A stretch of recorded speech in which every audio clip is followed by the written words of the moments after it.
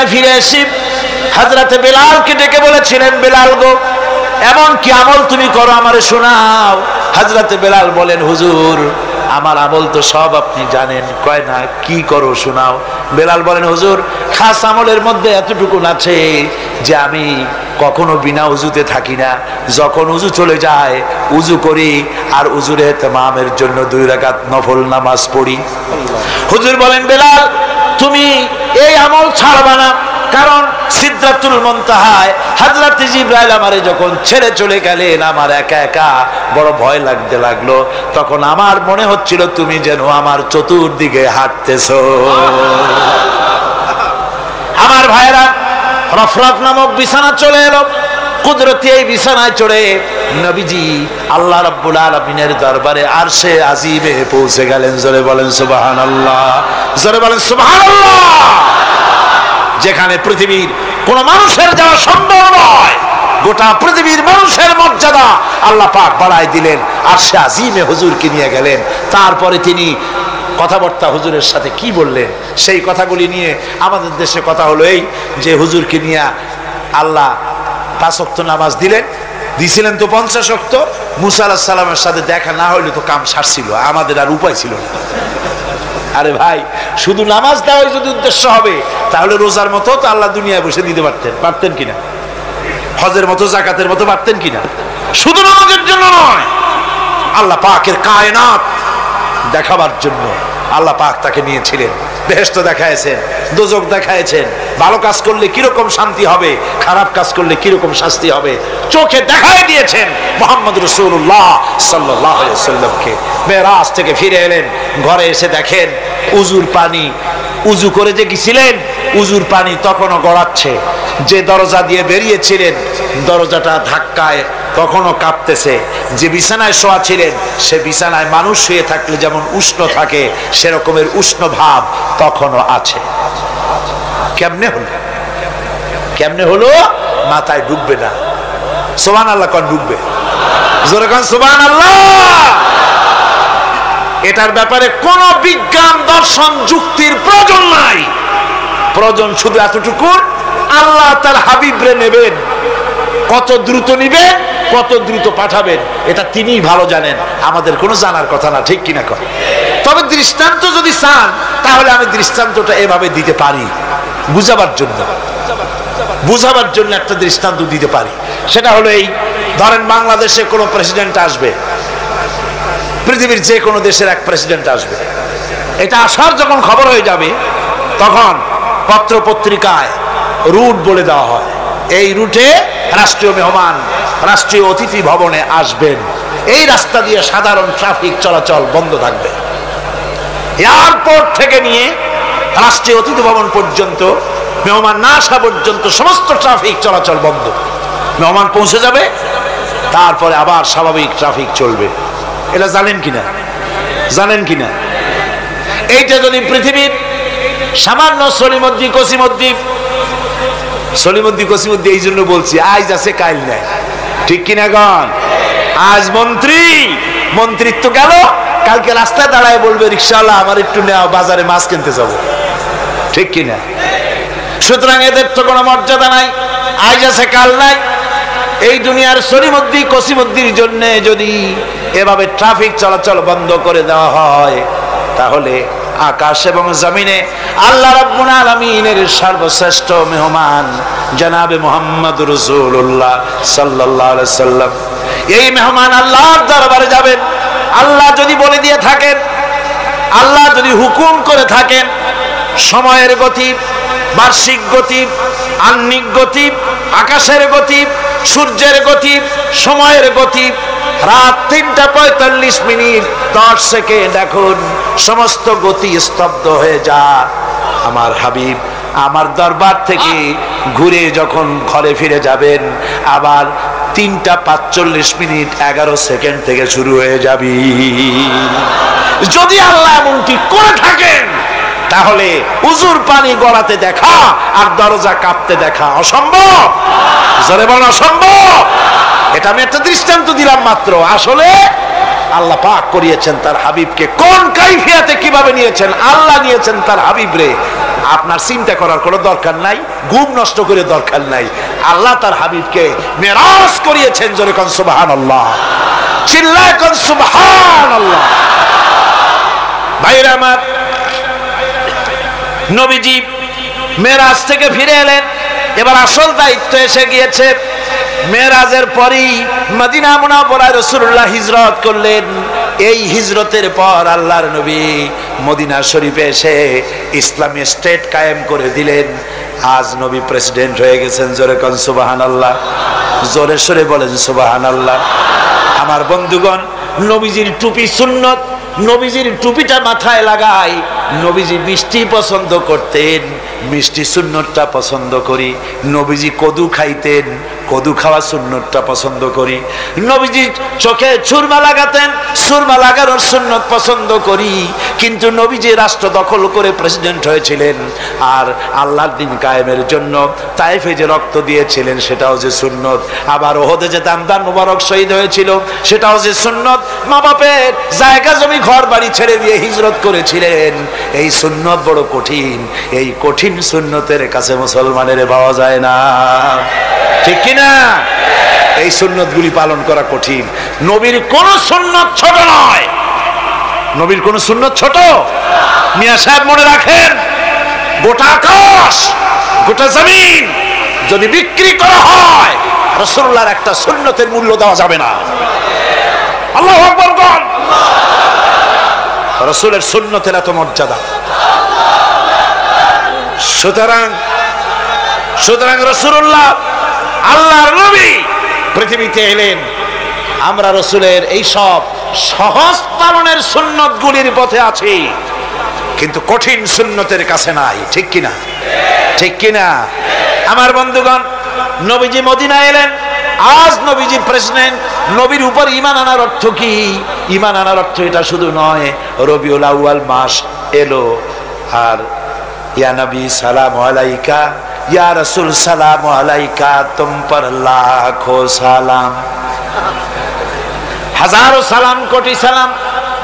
এরপরে বাজারের সব মিষ্টিগুলি খাইয়া ভাবলাম, যেন বলে দিলাম রসুল দেখো তোমারে কত ভালোবাসি, তোমার মহব্বতে বিরাট একটা মিছিল করছি, তোমার মহব্বতে বাজারের সব মিষ্টি খাইয়া ভালাইছি, বলো আর কত তোমারে ভালোবাসা যায়। আরে ওই নবীরে গাল দেওয়া হলো, কয়জন তোমরা মরছো? নবীরে গাল দেওয়া হলো, নবীর সুন্নাত ভুলণ্ঠিত হতেছে। নবী যেই উদ্দেশ্যে এসেছিলেন পৃথিবীতে, দামদার মোবারক শহীদ করে দিয়েছিলেন, সেই ইসলাম জমিন থেকে বিদায় হয়ে যায়। সেজন্য কি অবদান তোমার? শুধু মিলাদ পড়লে পরে নবীজির ওই সুন্নত, নবীর ইমানের হক আদায় হবে না। জোরে বলেন হবে নাকি? কি কোন হবে? হবে না। রাসূলুল্লাহ মদিনায় আসলেন, আজ রাসূল প্রেসিডেন্ট। সুবহানাল্লাহ কর। প্রেসিডেন্ট, রাষ্ট্রপতি। রাসূলুল্লাহ রাষ্ট্রপতি হয়েছেন। দুনিয়ায় আরো তো কত রাষ্ট্রপতি। দুনিয়ায় যত রাষ্ট্রপতি হলো, ক্ষমতায় থাকাকালীন দেশি ব্যাংকে বিদেশি ব্যাংকে জনমের মতো টাকা জমা করলো। ক্ষমতায় থাকলে টের পাওয়া যায় না, যখন ক্ষমতা চলে যায় তখন দুর্নীতি দমন বিভাগ এত দুর্নীতি তালাশ করে খুঁজা পায়, তখন তারা চিন্তা করে লোকটা যদি সুযোগ পেত তাহলে গোটা বাংলাদেশ বিদেশি ব্যাংকে জমা দিয়ে দিত, ঠিক কিনা? সুতরাং বুঝতে হবে, আজ রাসূলের আদর্শ, রাসূল রাষ্ট্রপ্রধান ছিলেন, সেই রকম রাষ্ট্রপ্রধান চাই। রাসূল প্রেসিডেন্ট, ঘরে খাবার নাই, আহা, ঘরে খাবার নাই। নবীর উপর ঈমান শুধু দরুদ পড়ে হবে না, দরুদ তো পড়বই, কারণ রাসূলুল্লাহ বলেছেন আমার নামে যদি একবার কেউ দরুদ পড়ে আল্লাহ পাক তার আমলনামায় 10টা নেকি লিখবেন, আর আমলনামা থেকে 10টা গুনাহ আল্লাহ মাফ করে দিবেন। সুবহানাল্লাহ। দরুদ তো পড়বই, কিন্তু শুধু দরুদ নয়। রাসূলুল্লাহ প্রেসিডেন্ট, আহা, ঘরে খাবার নাই। আমার মা, আমাদের মা হযরত আয়েশা সিদ্দিকা রাদিয়াল্লাহু তাআলা আনহা বলেছেন, নবী পরিবারের ঘরে মুসালসাল এমন অনেক রাত চলে গেছে, অনেক দিন চলে গেছে, মাস চলে গেছে, নবীর ঘরে চুলায় আগুন জ্বলে নাই। রাসূলুল্লাহ ক্ষুধার্ত হয়ে ঘরের মধ্যে প্রবেশ করেছেন, বলেছেন আয়েশা রে, সারাদিন কাজ করে করে হয়রান হয়ে গেছি, আমার একটু খাবার দাও। হযরত আয়েশা কেঁদে কেঁদে বলেন, ইয়া রাসূলুল্লাহ, আল্লাহর নামে কসম করে বলি, আমি আয়েশার ঘরে পানি ছাড়া কোনো খাবার নাই। এই ছিল রাসূলুল্লাহ রাষ্ট্রপ্রধান, মানুষের দুয়ারে দুয়ারে পৌঁছেছে, খাবার পৌঁছে দিয়েছেন। আর চুরি নাই, ডাকাতি নাই, জেনা নাই, ব্যভিচার নাই, ধর্ষণ নাই, দরজা খুলে মানুষ ঘুমাবার সুযোগ পেয়েছে। রাসূলুল্লাহ বলছেন, খায়রুল কুরুনে কারনি, শ্রেষ্ঠ যুগ আমার যুগ। শ্রেষ্ঠ যুগ কার যুগ? নবীর যুগ। সেই যুগ রাসূলুল্লাহ বাজারে যাচ্ছেন, বাড়ি বাড়ি গিয়ে বলছেন, এতিমেরা, ও বিধবারা, বাজার যদি না থাকে আমাকে বলো, আমি তোমাদের বাজার করে দেব। সুবহানাল্লাহ বিহামদিহি, সুবহানাল্লাহ কোন ভাইয়ের আমার। হযরত ওমর রাদিয়াল্লাহু তাআলা আনহু বলেন, আমি রাসূলুল্লাহর খেদমতে গিয়েছিলাম, হুজুরকে গিয়ে সালাম দিলাম। আল্লাহর নবী শোয়া ছিলেন, তিনি উঠে যখন বসলেন, আমি দেখতে পেলাম নবীজি যে শোয়া ছিলেন তা ছিল দড়ি দিয়ে বুনানো একটা খাটিয়া, ওই খাটিয়ার উপরে শোয়া ছিলেন। পিঠের দিকে তাকায় দেখলাম ওখানে কোনো বিছানা নাই, চাদর নাই, বালিশ নাই, এমন জায়গায় রাসূলুল্লাহ হাত মোবারক মাথার তলে দিয়া দড়ির উপরে শোয়া ছিলেন। দড়ির বুনানো খাটিয়া আজও মক্কা মদিনায় রাস্তায় রাস্তায় দেখা যায় খাটিয়াগুলা, এর উপরে হুজুর শোয়া। হুজুর যখন বসলেন দেখলাম তাকায়া রাসূলের পিঠে দড়িগুলার দাগ কেটে আছে। আমি বাচ্চা শিশুর মতো কেঁদে ফেললাম, বললাম, ইয়া রাসূলুল্লাহ, এই পৃথিবীর কাফির বেঈমানেরা এত সুখ করলো আর আপনার পিঠে দড়ির দাগ, আমার সহ্য হয় না, হুজুর অনুমতি দেন আপনার জন্য একটা তোশক বানাইয়া দেই। রাসূল আমার বলেন, ওমর রে, এই পৃথিবীতে আমি সুখ করতে আসি নাই, শান্তি করতে আসি নাই, আমি এই পৃথিবীতে এসেছি মানবতার মুক্তির জন্য। আমি যদি ইচ্ছা করি আর ওহদ পাহাড়টারে বলি, ওহদ পাহাড় আমার জন্য সোনায় পরিণত হয়ে যা, ওহদের আস্ত পাহাড়টা আমার জন্য সোনা হয়ে যেতে পারে। আমার বন্ধুগণ, রাসূলুল্লাহ ব্যাংক উদ্বোধন করলেন। ব্যাংক উদ্বোধন করতে গিয়া আল্লাহ নবী বললেন, মান তারাকা দায়নান আও দিয়ান ফালাইয়া, আমার রাষ্ট্রের ভিতরে কোন মানুষ যদি ঋণগ্রস্ত অবস্থায় মারা যায়, তাহলে ওই ঋণ পরিশোধ করার মতো অর্থ যদি তার কাছে না থাকে, তাহলে তার ঋণের বোঝা, তার বিবি বাল বাচ্চার বোঝা, সব বোঝা আমি মুহাম্মদ সাল্লাল্লাহু আলাইহি ওয়াসাল্লাম আমার কাঁধের উপরে উঠাইয়া নিলাম। সুবহানাল্লাহ বলেন। এমন এক রাষ্ট্র ব্যবস্থা কায়েম করেছিলেন আমার নবী। আজ বলা হয় ইসলাম নারীকে অধিকার দেয় নাই, বলে না? তথাকথিত এক শ্রেণীর প্রগতিবাদী, ওরা নিজেদেরকে দাবি করে প্রগতিবাদী, আসলে গতিমাত্রই যে প্রগতি নয় তা এই দুর্গতিরা জানে না। কথা বুঝতে পেরেছেন? ওরা বলে ইসলাম নারীকে অধিকার দেয় নাই, ইসলাম নারীকে বোরখা দিয়া পেঁচাইয়া তার অধিকার নষ্ট করেছে। নাউজুবিল্লাহ। আমার মা বোনেরা, আমার ভাইয়েরা, যে নবীর উপর ঈমান আনার কথা বলা হচ্ছে, ওই নবীর সব বিষয় ঈমান আনতে হবে। নবীজি নারীর যে অধিকার দিয়েছেন, এই পৃথিবীতে এত বড় অধিকার আর কেউ দেয় নাই। জোরে বলেন সুবহানাল্লাহ। আমার ভাইয়েরা শুনুন, কোন মানুষের যদি 3টা মেয়ে হয়, রাসূলুল্লাহ বলেছেন 3 মেয়ের পিতা যদি কেউ হয়, তাহলে ওই 3টা মেয়েকে যদি যত্ন করে, ভালোবাসে, মহব্বত করে, দ্বীন শিখায়, আদব শিখায়, আর তাদেরকে যদি সৎপাত্রস্থ করতে পারে, কিয়ামতের দিন আমি মুহাম্মদ সাল্লাল্লাহু আলাইহি ওয়াসাল্লাম আর ওই 3 কন্যার পিতা বেহেশতে এক জায়গায় থাকবো। ছেলের ব্যাপারে কিন্তু কথা বলা হয়নি, কথা বলা হয়েছে কাদের ব্যাপারে? মেয়েদের ব্যাপারে। মা বোনেরা, আমি বিশ্বাস করি আপনারা যদি জানতেন, পৃথিবীর মুসলিম মহিলারা যদি জানতেন ইসলাম তাকে কি অধিকার দিয়েছে, তাহলে সব রকমের নারী পক্ষ, নারী অধিকার আন্দোলন, এই হাবিজাবি আন্দোলনের বুকে লাথি মেরে সব মেলো রাস্তায় নেমে মিছিল করতে গভর্নমেন্টের বিরুদ্ধে। যে কোরআন আমাদের যে অধিকার দিয়েছে, রাসূল যে অধিকার দিয়েছে, সেই অধিকার ফিরিয়ে দাও।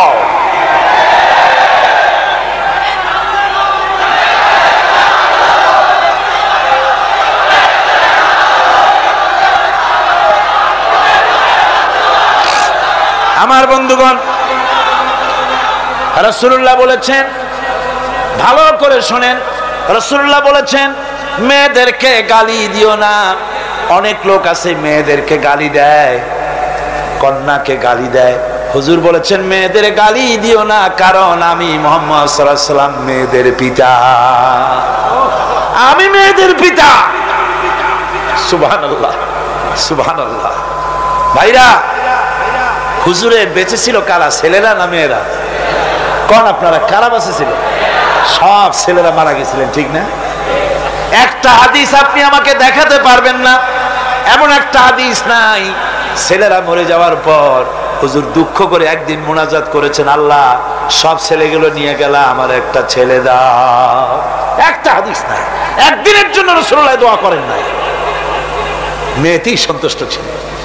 মেয়ের কথা হুজুর বলেছেন, মেয়ের কথা বলেছেন, যখন তোমরা বাইরে যাবা, বিদেশে যাবা, বাজারে যাবা, কিছু না কিছু উপহার নিয়ে আসবা বাড়ি, আর উপহার এনে আগে দেবা মেয়েকে। সুবহানাল্লাহ কর। আগে কারে? মেয়েকে। সেই মেয়েরা আজ সমাজের সবচাইতে বেশি অবহেলিত, ঠিক কিনা কর? মেয়েটা একটু বড় হলেই আর একটা ছেলে যখন জন্মগ্রহণ করে, তখন এই ছেলেটারে কোলে নিতে নিতে ওর কাম সারা হয়ে যায়। তারপর বাড়িতে ভালো রান্না বান্না হলে ছেলের কিসমতে মুরগির কলজা, মুরগির ভালো ভালো অংশ, মাছের মাথা, সব ছেলের, মেয়ের কিসমতে হয় না। কথা ঠিক কিনা? ঠিক কিনা? এরপরে যদি রোগ হয়, মেয়ের অসুখ হয়েছে, ধৈর্য ধরতে তাকে নসিহত করা হয়, আর ছেলের অসুখ হওয়ার সাথে সাথে ডাক্তার 15টা বাড়িতে চলে আসে, ঠিক কিনা? এই বৈষম্য ইসলাম করেনি, আপনারা করেছেন, সমাজ করেছে। এই বৈষম্য ইসলাম করে। আমার বন্ধুগণ, মেয়েদের মর্যাদা কত বেশি, আল্লাহ রাসূল কত মর্যাদা দিয়েছেন নারীকে, মেয়েদেরকে কত মর্যাদা দিলেন। এই মেয়ে, তার কিসমতে বাড়িতে এই অবস্থা হলো। তারপরে যখন বড় হলো, বিবাহ দেওয়ার সময় বাপে করলো কি? বাপ বিবাহের সময় মেয়েকে একটা পালঙ্ক দিল, সোফা সেট দিল, কাপড় চোপড় দিল, সোনা দানা দিল, বাস বাসানির মতো একটা আসসালামু আলাইকুম দিয়ে দিল, যাও। জমির ভাগ দিল না, বাড়ির ভাগ দিল না, ব্যবসার ভাগ দিল না, জমি বাড়ি টাকা পয়সা সবকিছু ছেলেদের নামে লিখে দিল। মেয়েটাকে জনমের মতো ব্যবসার টাকা দিয়া, বাড়ি দিয়া বঞ্চিত করে দিল, ঠিক কিনা? ঠিক কিনা? এরপরে হাজী শাহ মক্কা শরীফ গেছে, মায়েরা ঠকাইছে, জন্মের ঠকা। মক্কা শরীফ থেকে হজ করে আইসা 15 হাত লম্বা জামা একটা গায়ে দিয়ে আসছে। এরপরে মক্কা শরীফের জায়নামাজের উপরে সেজদা দিয়া মুনাজাত করে কয়, আল্লাহ আমি যেন দোজখে না যাই, আমারে বেহেশত দিও। ফেরেশতারা কয়, পাজি তুই মর আগে জন্মের বেহেশত করে খাওয়াই দেব।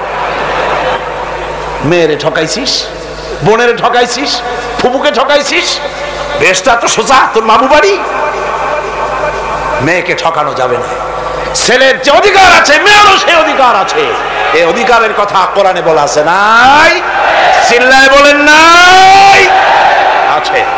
মেয়ের অধিকার আদায় করেন, আপনার ধানি জমি থেকে তার অংশ দিবেন, আপনার বাড়ির জমিন থেকে অংশ দিবেন, আপনার ব্যবসার টাকার অংশ দিবেন। ছেলেও আপনার, মেয়েও আপনার। আপনার নামাজ, রোজা, হজ, যাকাত, তাহাজ্জুদ কাজে লাগবে না যদি মেয়েকে ঠকান।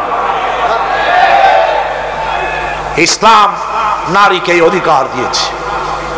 এই মেয়ে কদিন পরে আরেকজনের বউ হয়ে গেল। বিবাহের সময় দেখেন অধিকার কার বেশি? সুবহানাল্লাহ কর। আমি বলি সারা পৃথিবী সমস্ত মানুষ যদি তাদের কলিজাটা ছিঁড়া রাসূলুল্লাহর পায়ের উপরে দিয়ে দিত, রাসূলুল্লাহ ঋণ শোধ হতো না। এ পৃথিবীর মানুষের অধিকার তিনি দিচ্ছেন। নারীর কোনো সম্মান নাই। যেই যুগে মেয়ে হয়েছে, শোনা মাত্র গলাটা টিপে মেরে ফেলাই দিত।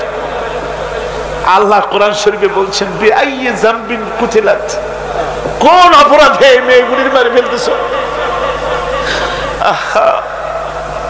অপরাধটা করছি, এই মেয়ে মেরে ফেলতেছে। ওই যে হাদিস শরীফে একটা লোক গিয়ে কাঁদতেছিল মুসলমান হওয়ার পর। হুজুর কয় কান্দো কেন? কই যে এই যে আমার গুনাহ কি মাফ হয়েছে? হুজুর বলেন হ্যাঁ মাফ হয়ে গেছে, কলেমা পড়ছো মাফ হয়ে গেছে। কয় যে হুজুর আমি তো মারাত্মক গুনাহ করছি। বলে কি? বলে আমার একটা মেয়ে, সেই মেয়েটাকে নিয়ে আমি, ঘটনা লম্বা আমি সংক্ষেপে বলতেছি, মেয়েটাকে ফাঁকি দিয়া তারে আমি মারবো, বুঝতে দেই নাই আমার বউরে। বললাম চলো বেড়াইতে যাই। মেয়েটা আমার সাথে সাজায় দিয়েছে তার মা, বেড়াতে নিয়ে যাবো এই কথা মনে করে। মেয়েটা কদ্দূর যায়, আবার আব্বা আব্বা বলে আমার দিকে ফিরে আসে, আবার পিছনে থাকে, আবার আব্বা আব্বা বলে জড়ায় ধরে।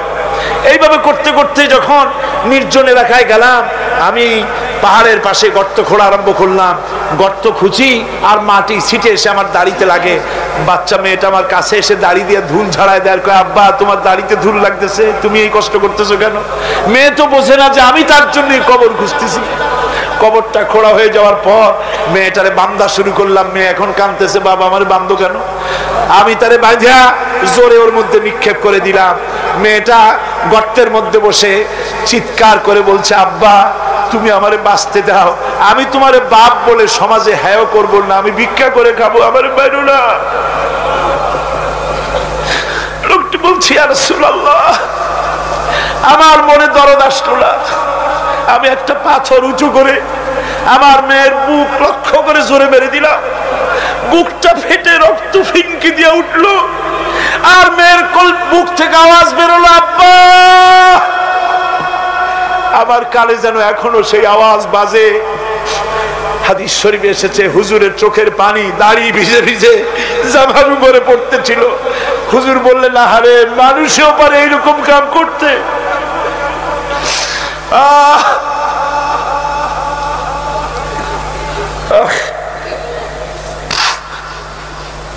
পৃথিবীতে নারীর যখন কোনো সম্মান ছিল না, মর্যাদা ছিল না, সেই সময় আমার রাসূল, আমার বিশ্বনবী নারীদেরকে সম্মানের হাত ধরে গর্তের ভিতর থেকে উঠাইয়া রানীর সিংহাসনে বসায় দিলেন।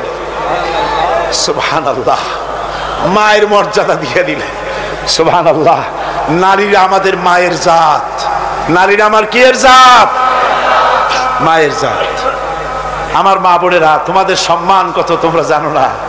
আমরা পুরুষ, আমাদের পায়ের তলে জুতা, আর তোমরা আমাদের মায়ের জাত। তোমরা নারী, তোমাদের পায়ের তলে আল্লাহর জান্নাত, আল্লাহর ব্যস্ততা তোমাদের পায়ের তলে।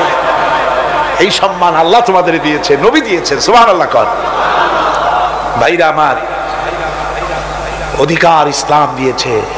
বিবাহ যখন হয়, এই বিবাহের সময় এজেন্ট আনতে হয়। আর বিবাহ হচ্ছে বিবাহ বৈঠক। এজেন্ট আনার জন্য ওই যে কি জানি কয়, ম্যারেজ রেজিস্ট্রার বা মৌলবি সাহেব, কার অনুমতি আগে নেয়?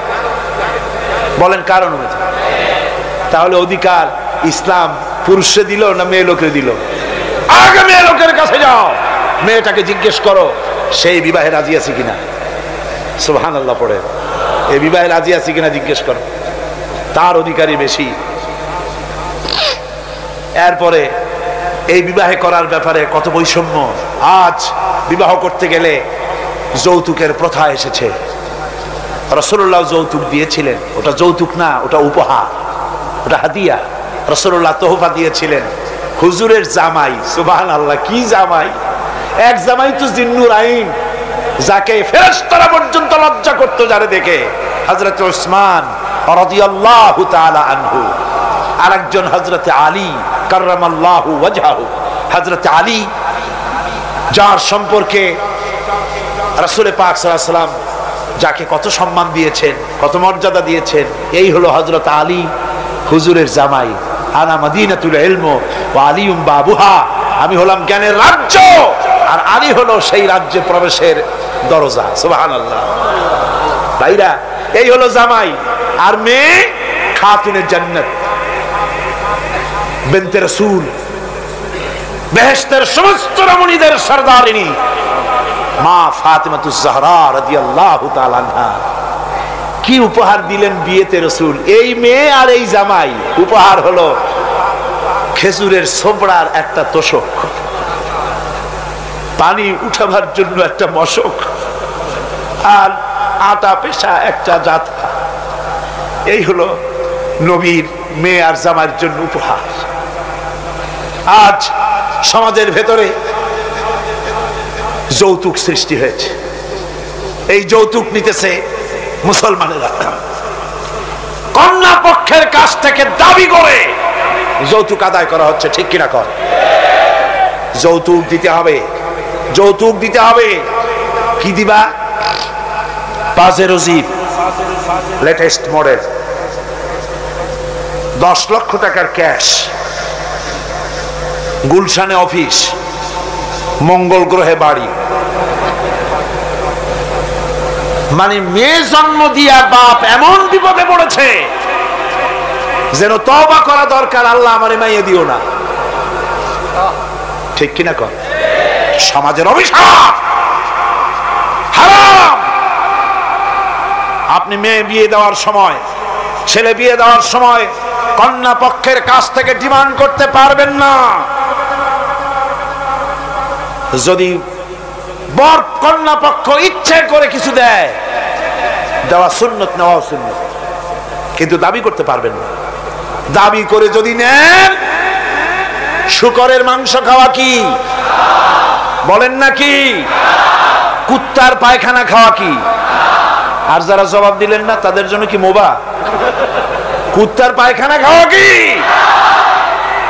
সুতরাং মেয়ে বিয়ে, ছেলে বিয়ে দেওয়ার সময় কন্যা পক্ষের কাছ থেকে যৌতুক আদায়ের নামে দাবি করে কোনো কিছু, শুয়ারের মাংসের মতো, কুত্তার পায়খানার মতো এসব জিনিস আপনারা কি দাবি করে আদায় করবেন?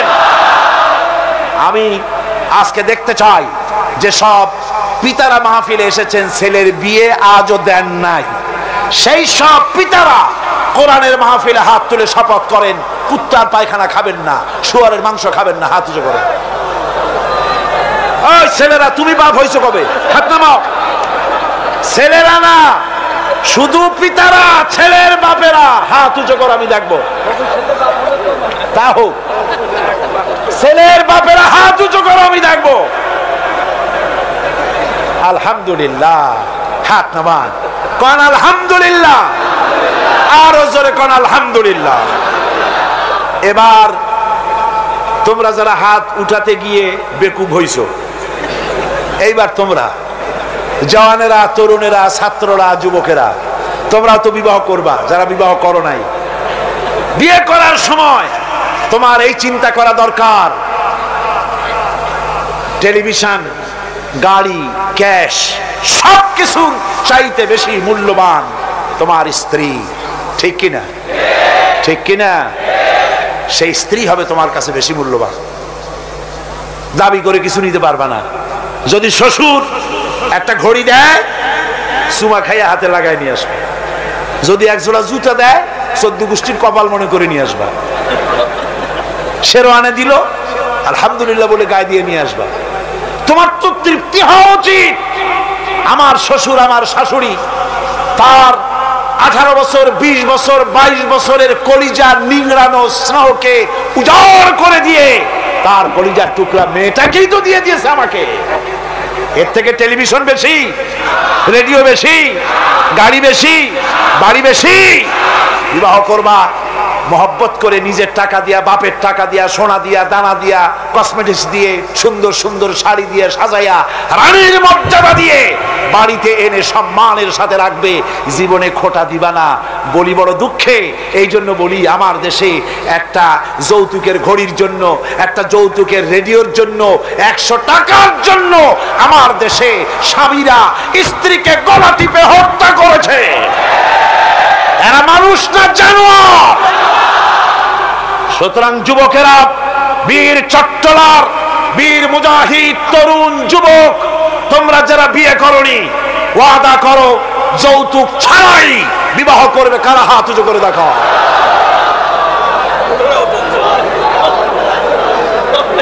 বুড়ারা হাত তুললে তো মনে হয় যেন আবার বিয়ে করতে চায়। বুড়ারা না, জওয়ানেরা, জওয়ান, বসো বসো বসো বসো। আলহামদুলিল্লাহ, জোরে কোন আলহামদুলিল্লাহ, আরো জোরে কোন আলহামদুলিল্লাহ। আমি তো দাঁড়াইতে বলি নাই, আমি তো দাঁড়াতে বলি নাই, ভাইরা দাঁড়ালেন কেন? বলছি দোয়া কবুলের রাত, দোয়া করিয়া যান। বসেন, কেউ দাঁড়িয়ে থাকেন না, সবাই বসেন। আর জোরে সোরে একটুখানি দরুদ শরীফ পড়েন। সালাতুনিয়া রাসূলুল্লাহ আলাইকুম, সালামুনিয়া হাবিবাল্লাহ আলাইকুম। মোহব্বত দিয়া কোন সালাতুনিয়া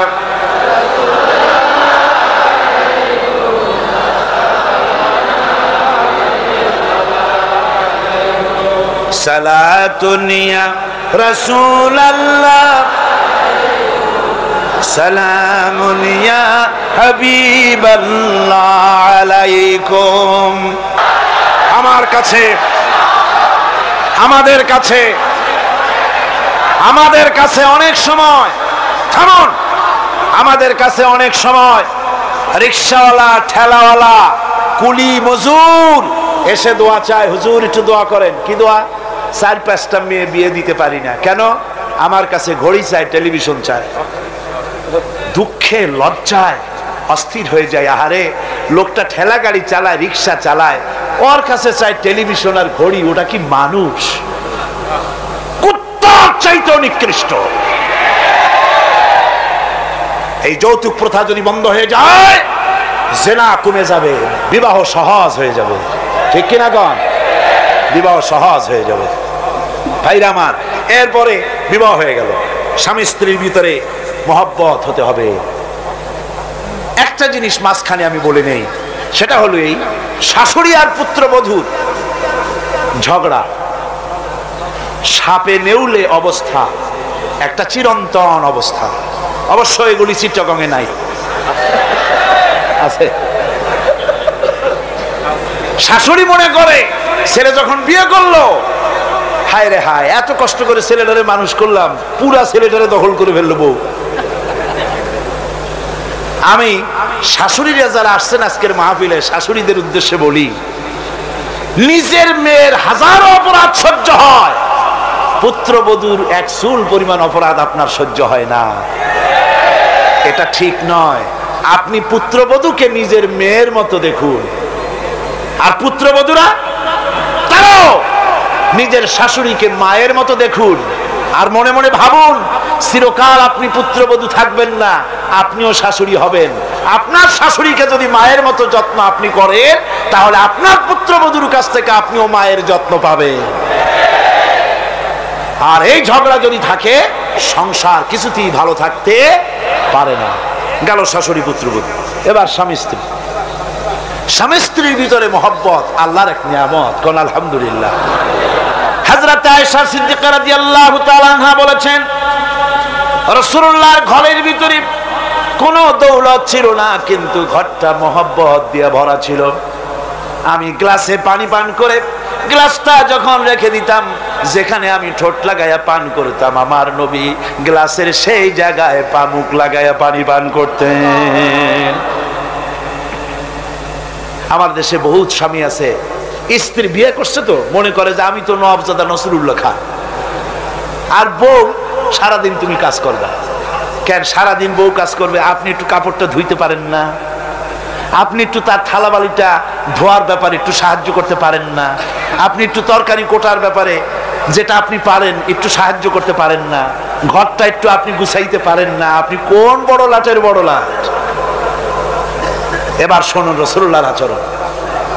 হযরত আয়েশা বলেছেন, আল্লাহর নবী দিনের কাজ করে যখন ঘরে ক্লান্ত শ্রান্ত হয়ে ফিরেছেন, এসে দেখেছেন আমার রান্না তখনো শেষ হয় নাই।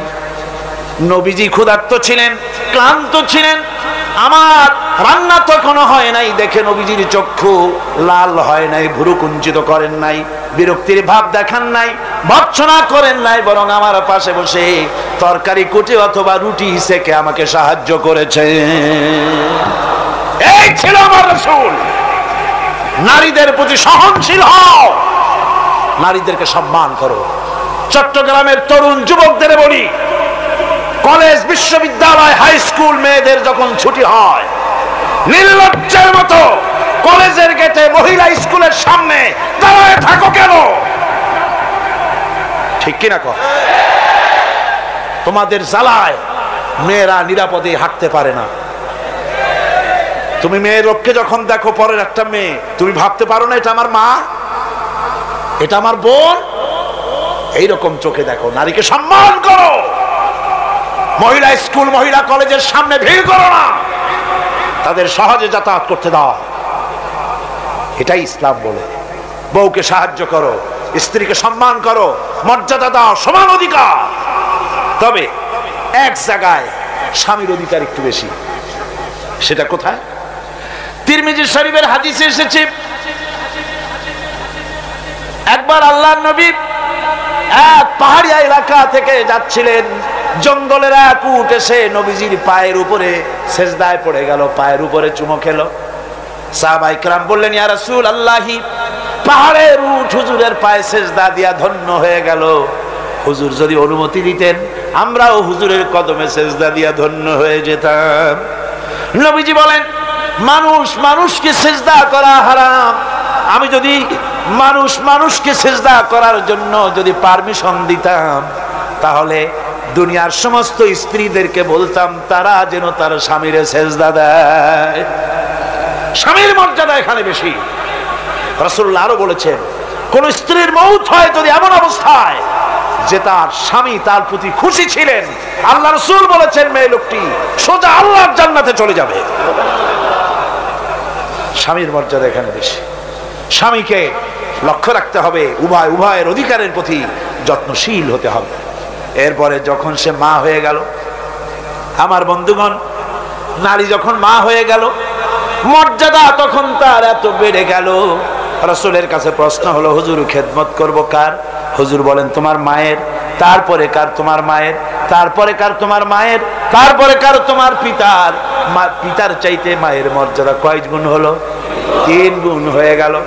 রাসূলুল্লাহ 3 গুণ বাড়ায় দিলেন।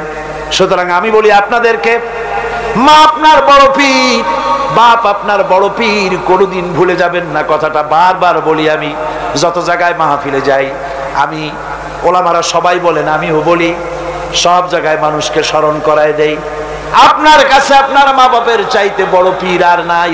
কারণ পীর সাহেবের দোয়া যতই আপনি ওলিয়ে কামেল বলেন, যতই হুজুর কেবলা বলেন, তার দোয়া কবুল আপনার জন্য হতেও পারে, নাও হতে পারে। 50-50 কথা ঠিক কিনা কন? কিন্তু রাসূলুল্লাহ গ্যারান্টি দিয়েছেন 3 জনের দোয়া অবশ্যই কবুল হয়ে যাবে। তার ভিতরে একজন হলো মাজলুম, যদি দোয়া করে কবুল হবে। একজন হলো মুসাফির, দোয়া কবুল হবে। আর একজন হলো মা বাপ, যদি দোয়া করে আল্লাহর দরবারে, আল্লাহ রাব্বুল আলামিন অবশ্যই দোয়া মঞ্জুর করে নেবেন।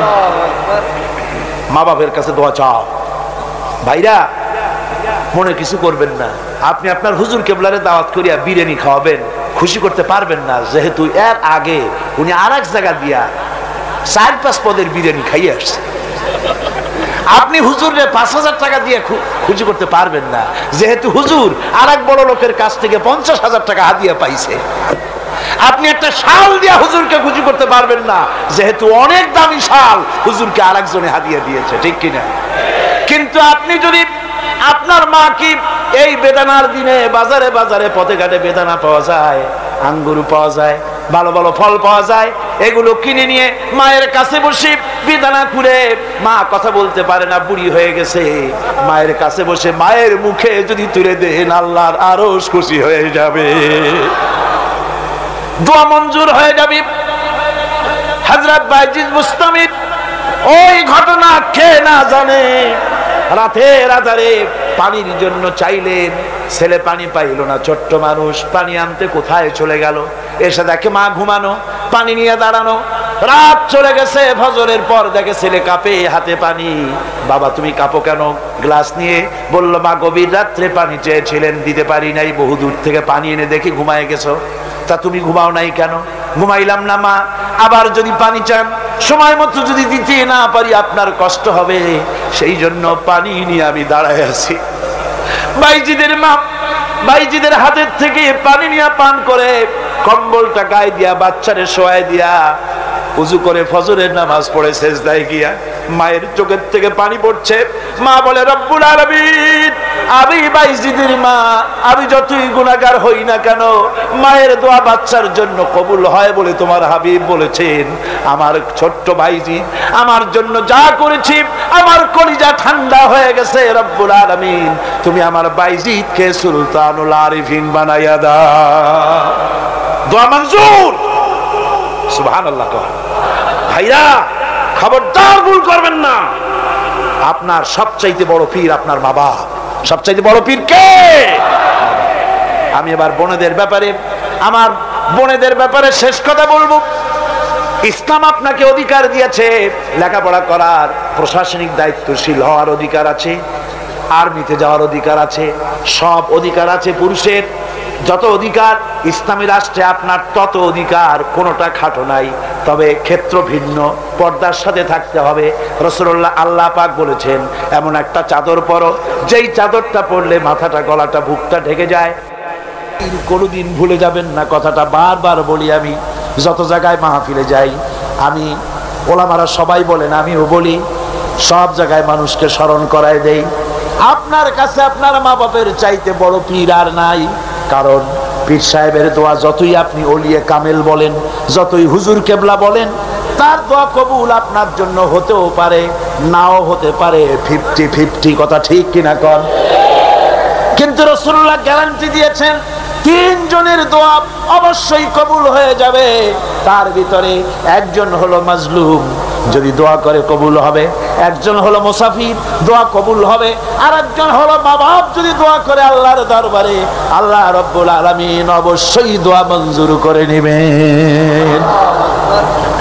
মা বাপের কাছে দোয়া চাও।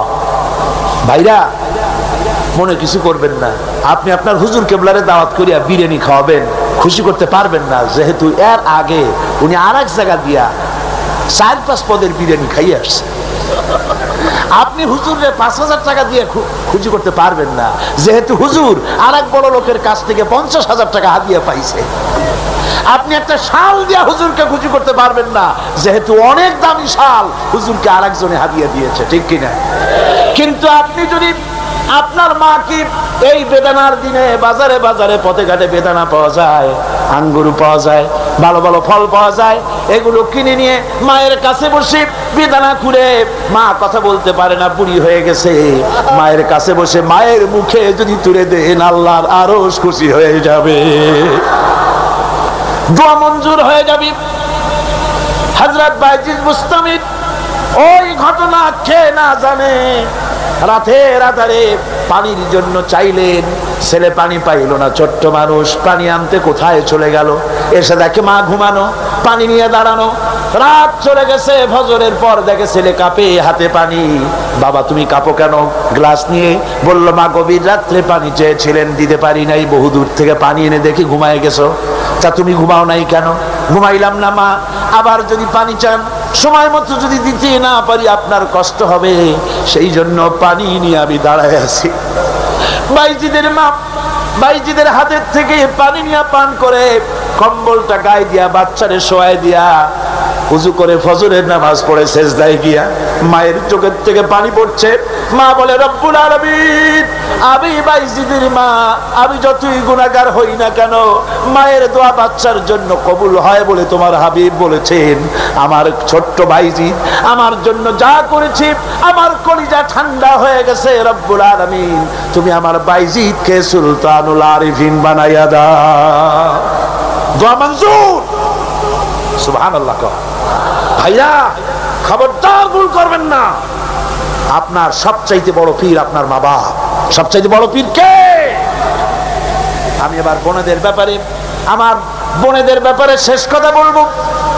ইসলাম আপনাকে অধিকার দিয়েছে লেখাপড়া করার, প্রশাসনিক দায়িত্বশীল হওয়ার অধিকার আছে, আর্মিতে যাওয়ার অধিকার আছে, সব অধিকার আছে পুরুষের।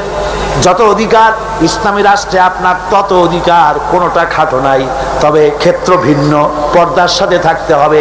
রাসূলুল্লাহ আল্লাহ পাক বলেছেন এমন একটা চাদর পরো যেই চাদরটা পরলে মাথাটা গলাটা বুকটা ঢেকে যায়, এমন চাদর পরো। ব্যাংকে চাকরি করা যাবে, অফিসে চাকরি করা যাবে, কলেজে বিশ্ববিদ্যালয়ে চাকরি করা যাবে, ব্যবসা করা যাবে, সব করা যাবে, তবে পর্দার ভিতরে থেকে বেপর্দা হলে পরে জাহান্নামে যাওয়া লাগবে। জোরে কর নাউজুবিল্লাহ। পর্দার সাথে আপনাদের থাকতে হবে।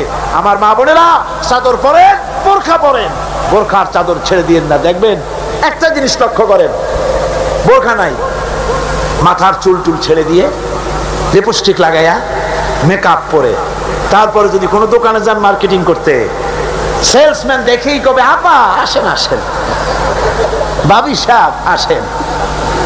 আর যদি একটা বোরখা পরে যান বলবে খালাম্মা বসে। একটা অজানা একটা পুরুষ আপনার আপা কইলো, ভাবি কইলো, এতে মজা না আপনাকে খালাম্মা বলে সম্মান করলো? সম্মান কোনটায়? সুতরাং বোরখা পরেন, চাদর পরেন। ইসলাম আপনাকে যে বোরখা পড়তে বলেছে, চাদর পড়তে বলেছে, আপনার সম্মানের জন্য, আপনার মর্যাদার জন্য। মা বোনদের ব্যাপারে সর্বশেষ কথা, অনেকের বাড়িতে চাকর চাকরানি থাকে, কাজের মেয়েরা থাকে, কাজের ছেলেরা থাকে, থাকে না? থাকে না? অনেক বাড়িতে কাজের মেয়ে লোক, কাজের লোক থাকে, কিন্তু গৃহকর্ত্রী এই কাজের লোকগুলির উপরে, চাকর চাকরানির উপরে এত জুলুম করে যে জুলুম মধ্যযুগেও ছিল না। ঠিক কিনা? কোথায় কোথায় মারধর করে, নিজেরা যা খায় তার থেকে নিম্নমানের খাবার দেয়, ভালো শোবার পায় না, ভালো খাবার পায় না, আর মার তো আছে। আমার মা বোনেরা, তিরমিজি শরীফের হাদিস শুনুন। আল্লাহর নবী বলেছেন, শ্রমিকের উপরে, কাজের লোকদের উপরে যে অত্যাচার করবে, অধিকার আদায় করবে না, কিয়ামতের দিন সে আল্লাহর জান্নাতে যেতে পারবে না। আপনি যতই নামাজ রোজা করেন, আল্লাহর দরবারে জান্নাতে যাওয়া যাবে না, যেহেতু আপনি জুলুম করেছেন কাজের লোকদের প্রতি, শ্রমিকদের প্রতি। শ্রমিকের প্রতি জুলুম করা যাবে না। মা বোনদের কথা শেষ। এবার আমি বলবো এই বীর চট্টলার যুবকদের ব্যাপারে কথা বলবো। ও যুবকেরা, ও তরুণেরা, আমি যখন বললাম বিনা যৌতুকে বিবাহ করবে কারা, প্রথমে বলেছিলাম ছেলের বাপেরা হাত তোলেন, তো দেখা গেল হাত উঠলো খুবই কম। ঠিক কিনা? তার মানে হলো ছেলের বাপ বেশি বয়সের লোক এখানে আসছে কম।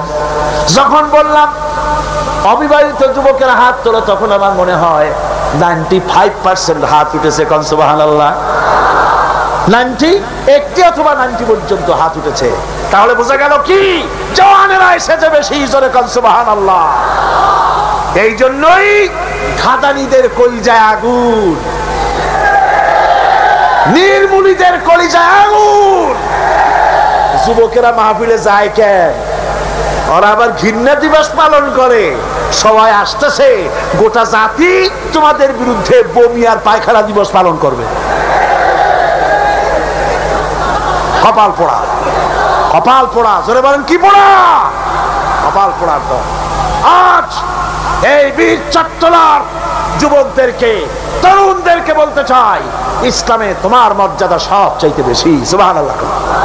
জোরে কোন সুবহানাল্লাহ, জোরে কোন আলহামদুলিল্লাহ। ও তরুণেরা, ও যুবকেরা, তোমাদের ব্যাপারে আল্লাহর নবী পরিষ্কার করে বলেছেন, হাসরের কিয়ামতের দিন আরশের ছায়া ছাড়া যেদিন কোনো ছায়া থাকবে না, ওই দিন আরশে আজিমের নিচে 7 শ্রেণীর লোকেরা ছায়া পাবে। তার মধ্যে এক শ্রেণী হচ্ছে ওয়াশাবুন নাশা ফি ইবাদাতিল্লাহ। ওই সব যুবক যারা রাত কাটাইছে আল্লাহর ইবাদতে, চোখের পানি ফেলেছে, নামাজ পড়েছে, তিলাওয়াত করেছে। সুবহানাল্লাহ। বুড়া মানুষ একটাও ভেস্তে যাবে না কিয়ামতে। বুড়া মানুষ একটাও ভেস্তে যাবে না, কালো মানুষ একটাও ভেস্তে যাবে না। বুড়া মানুষরা আবার অসন্তুষ্ট হবেন না। আপনি যখন ভেস্তে যাবেন, আল্লাহ আপনারে জওয়ান বানায় দিবেন। কারণ বেহেশতে এত নিয়ামত যা বুড়ারা খাইয়ে হজম করতে পারবে না, বেহেশত নষ্ট করে ফেলাবে। এই জন্য সব উরুবান আতরাবা, সমবয়স্ক বয়স্ক আল্লাহ করে দিয়ে দিবেন। কোন সুবহানাল্লাহ। জওয়ানদের ব্যাপারে এই আবেদন রইল। এরপরে আমি বলবো ওলামা সমাজের ব্যাপারে কথা বলবো। বক্তৃতা শেষ করে নিয়ে আসছি, মুনাজাতের দিকে এগিয়ে যাচ্ছি। ওলামাদের ব্যাপারে বলবো, ওলামা হাজারাত আপনারা হচ্ছেন দ্বীনের আমানত আপনাদের কাছে। আলহামদুলিল্লাহ, এই মাহফিলে আমি যদি হাত উঁচু করতে বলি, কয়েক হাজার আলেম ওস্তাদ এখানে আছে। এমনকি মাহফিলের ভিতরে মঞ্চে জায়গা দেওয়া তো সম্ভব না। আমারে যারা পড়াইতে পারে, আমি যাদের জুতা বহন করার যোগ্যতা রাখি না, এরকম বড় বড় আলেম এই মাহফিলের মধ্যে বসা আছে। কোন সুবহানাল্লাহ, জোরে কোন আলহামদুলিল্লাহ। আমি ওলামাদের খেদমতে আরজ করব, আসুন আমরা এক হই, নেক হই, ঐক্যবদ্ধ ভাবে গোটা জাতিকে সহি রাহনুমাই দেওয়ার তৌফিক আল্লাহ যেন আমাদের দেন। জোরে কোন আমিন। ওলামাদের মধ্যে গালাগালি দেওয়া, ফতোয়াবাজি করা, এগুলি বন্ধ করে দিতে হবে। এগুলো আগের থেকে অনেক কমছে, ঠিক কিনা? কোন কমছে কিনা? আলহামদুলিল্লাহ, অনেক কমেছে। আগে তো খালি কইতো কাফের, ও কাফের, সে কাফের, ওর যে কাফের মনে না করে সেও কাফের। ওই কাফের মরলে পরে কবরে যে ঘাস হয়, সেই ঘাস যে গরুতে খায় সে গরুও কাফের। আবার সিলেটে আছে দল্লিন আর জল্লিন নিয়ে ঝগড়া। হায় রে কপাল, এমন ঝগড়া দল্লিন আর জল্লিন। কোন কিয়ামতে কি আল্লাহ জিজ্ঞেস করবে যে তুমি দল্লিন না জল্লিন? কোন জিজ্ঞেস করবে নাকি? একজন পীর সাহেব মার খাইলেন, জম্মের মার খাইলেন, উনি দল্লিনের পক্ষে, জল্লিন ওলারা পিটাইছে। তারপরে পীর মার খাইলে মুরিদদের অবস্থা কি হয় তা তো বোঝেন। পরের দিন হাট বার ছিল, মারামারি লেগে গেল। এ বলে তুমি কি কয়? আমি দল্লিন। আমি তো দল্লিন। পিঠির উপরে দিল বসায়। হাটবারের মার লোকেরা কয় ভাই তুমি আমার ধামাটা ধরো, আমার কিলটা দিয়ে আসে। একটা শুকনা শাকনা ছেলে, সে বলতেছে আল্লাহ আমি যেন কেউ, আমি গরিব মানুষ, শুকনা মানুষ, আমি যেন কোনো দলের সামনে পড়ি না, আমার একটু বাড়ি তুমি পুষাই দাও। এই বলে মারামারি সারা বাজারে মায় দোকানের গলি দিয়ে আসতে বাইর হয়েছে যেন কেউ না দেখে। কিন্তু কপাল খারাপ, দুই দিক দিয়ে দুইজন এসে দুই হাত ধরছে। একজনে বলে এই বেটা কি বল, আমি কিন্তু দল্লিন, তুই কি? ওই হাত যে ধরছে সে কয় আমি কিন্তু জল্লিন, সাবধান হয়ে কথা বলবি, তুই কি? যুবক ছেলে কয় ভাই আল্লাহর কসম আমি মোটে নামাজই পড়ি না। তারা দল্লিন আর জল্লিন কি? সামান্য সামান্য জিনিস নিয়ে ফতোয়াবাজি করার, গালাগালি করার কোনো মানে হয় না। ওলামায়ে কেরামদেরকে আজ এগিয়ে আসতে হবে, নেতৃত্ব হাতে নিতে হবে। বাংলার জনগণ তাকিয়ে আছে ওলামাদের দিকে। কোন আলহামদুলিল্লাহ, জোরে কোন আলহামদুলিল্লাহ। আলেমদেরকে ঐক্যবদ্ধ হওয়ার তৌফিক আল্লাহ দান করুন। তবে একটা ষড়যন্ত্র থেকে আমি জাতিকে হুঁশিয়ার করে দিতে চাই, সেটা হলো অনেক লোক আমাদের দেশে বিদেশ থেকে আসেন, নামের আগে ওলিয়ে কামেল লেখেন, আওলাদে রসুল লেখেন, ফেদায়ে মিল্লাত লেখেন, আমার দেশে নসিহত করতে আসেন। কিন্তু নিজের দেশে বাবরি মসজিদ যখন ভেঙে গেল, একটা টু শব্দ করার সাহস হয় না।